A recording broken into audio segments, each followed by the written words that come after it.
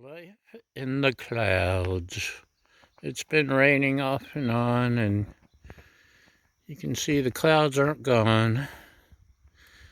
And it's really weird to actually have the rain falling while you're standing in the cloud, but it happens. So, we've got a air fryer. We've got some shrimp. We got some seasonings. We got some nice crusty bread. My lovely assistant is slicing up some tomatoes and shredding some lettuce. And we're going to try some shrimp po' boys. We'll give these, they're frozen still. We're going to give these guys about 10 minutes and see what happens.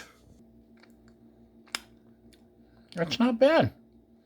I'll add just a little more seasoning, I think, and probably could have cooked them 7 or 8 minutes, but they're ready for a sandwich. And there we go, y'all.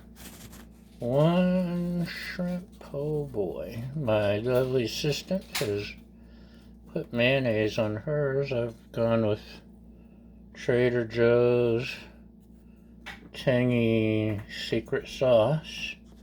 And now I'm ready to eat. That's all we've got. Thanks for watching. Y'all have a great day. And we'll see you next time. Bye!